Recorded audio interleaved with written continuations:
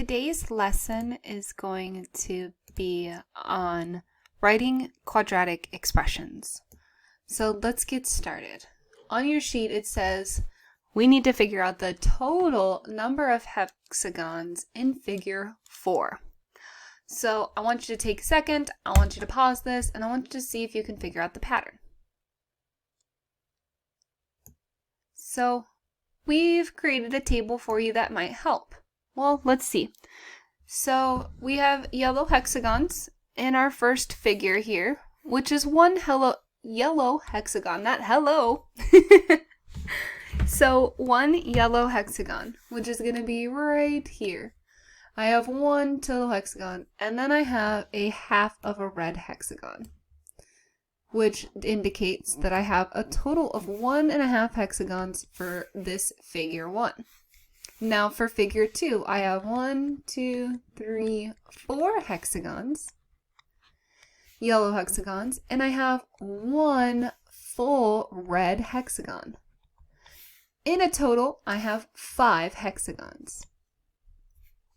Now for figure 3, I have 1, 2, 3, 4, 5, 6, 7, 8, 9 yellow hexagons. And I still have my original 1 red hexagon from the last figure, and I'm adding another half of hexagon here. So the total number of red hexagons I have is 1.5.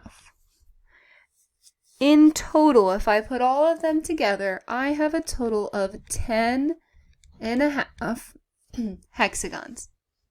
Now the question is, what is going to be our fourth figure of yellow hexagons and red hexagons? Well, if I definitely didn't know what the yellow hexagons are, I can see a pattern with the red. Well, from half I started with for figure 1 to a whole. That would be increasing by a half.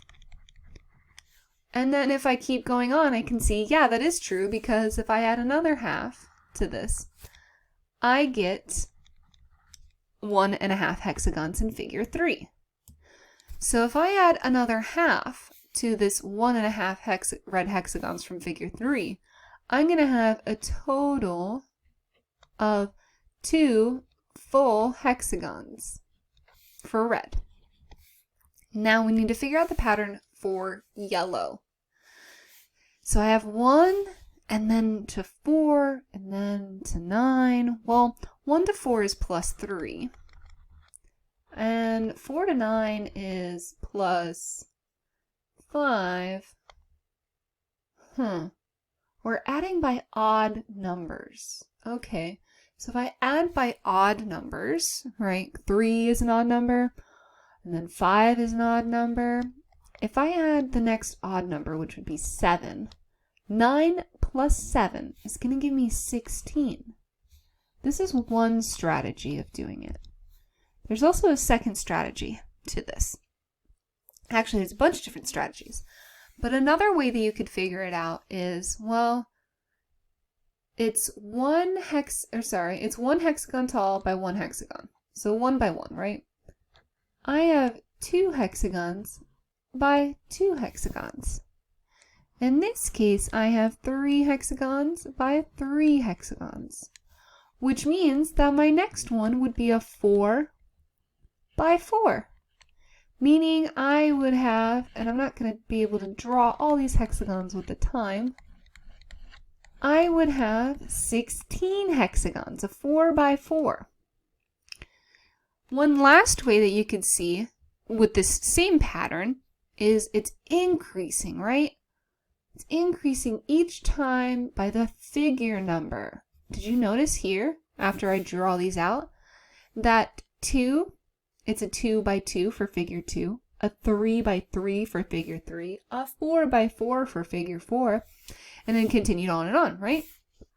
Well, another strategy, instead of being like 2 times 2, or 2 plus 2, or 3 times 3, you can actually take the figure number and square it. 2 times 2 is 4 for the yellows.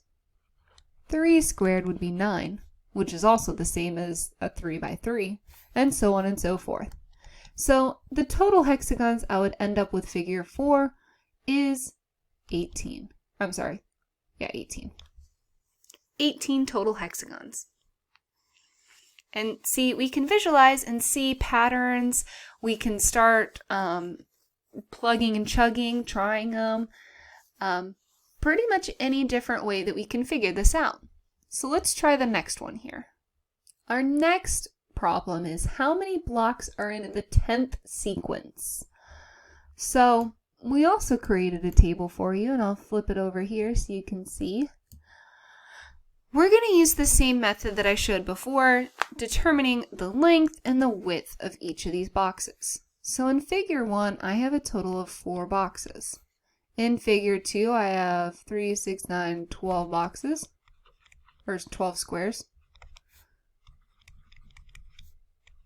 And then 3, I have 24 boxes. Okay, so let's see our pattern here. If we use our width means left to right, how wide something is. I can see the width here of the first figure, so figure 1, is 2 by 2, which would be my height. So for my width, I would say 2. My height would also be 2. And I got a total of 4 boxes. Now for my second figure, my width, how wide my box is 1, 2, 3, 4. It's 4 boxes wide for figure 2. And how tall it is 1, 2, 3. My height is 3. And if we move to figure 3, we can just see 1, 2, 3, 4, 5. It's 6 wide. And how tall is it? Well, let's see. 1, 2, 3, and 4. So it's a 6 by 4 box. Pretty interesting, right? Now we want to get all the way down to 10. Is there something that you noticed about the height? We'll start with the height. From 2 height to 3 height is +1. And if I move the height again to the next figure, it's going to be also a +1.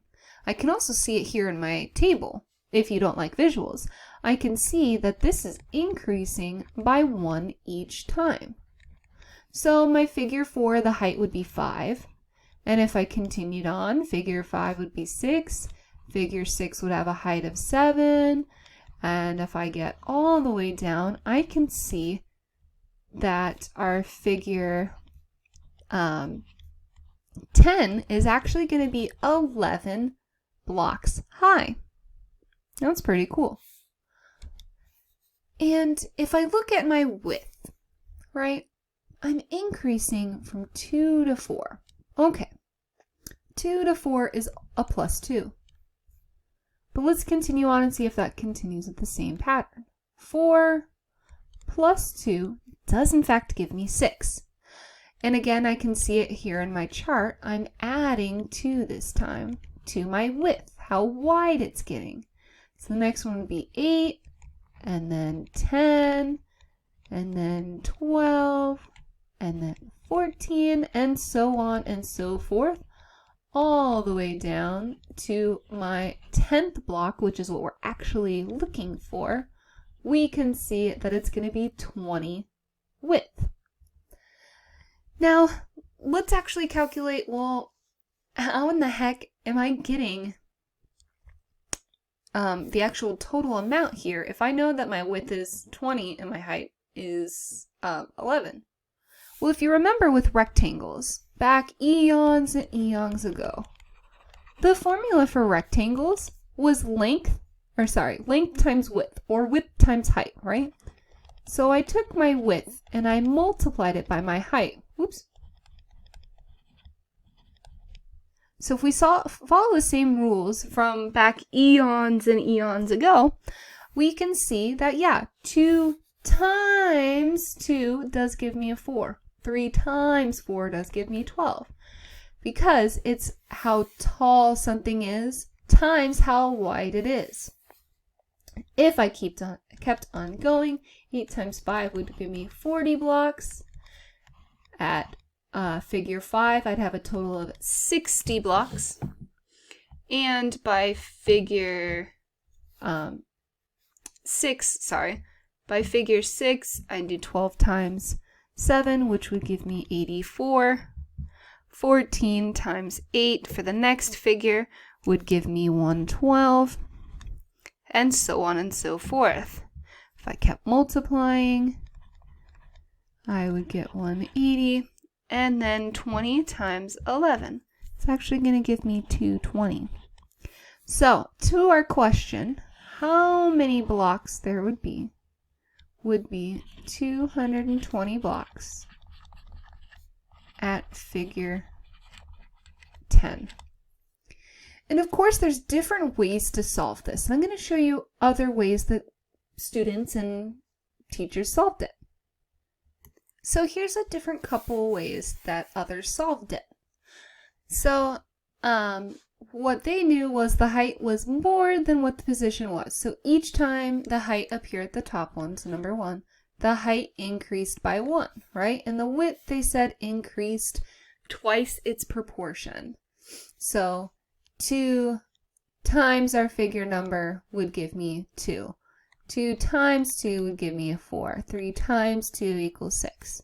So what they did is they took the 10th figure number, which is 10, added 1 to it, and then took, for its height, for its width, they took 10 and multiplied it by 2, because the width was twice the proportion that it was. They got 11 times 20 to get 222. Another way that they did it is they saw that this was increasing. So they started with 4 blocks to get to 12, they added 8, and then 12 plus 12 is 24, and they continued on and figured out a pattern by what it was increasing by. So each time it was increasing the amount, such as here, plus 8 plus 12 is increasing by 4.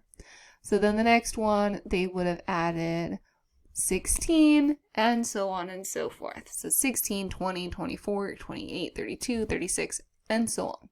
They actually added all of the amounts together to get 220. Petey was saying, that was ridiculous. That's so cool. So another way that you can figure it out is they knew that it was increasing by 1, the height, and increasing by 2 on the width. So what they did is they took their original amounts here and added all the way up to the 10th one and got 11. And they added up all the 2's, 2 plus 2 plus 2 plus 2 plus 2, all the way until they got to 20. Well, the 10th one was 20, and they added them all up, multiplied, and got 220. Now, the quadratic way of thinking about it is these amounts I don't know, x, essentially. Whatever x is of that figure, I'm adding 1 more to it for the height and multiplying it by 2 for the width, multiplying it by 3, similar to the one at the top here. So what they did is they took it down and they said, okay, the 10th figure, I'm going to add and multiply. So those are different ways that you could have solved them. And again, remember, there's no just one specific way we do math. Different ways, different people, and that's totally fine. Honestly, as long as at the end of the day, you know what you're doing and you can process it and get the same answer as the rest of us, you are learning the most perfect way to learn.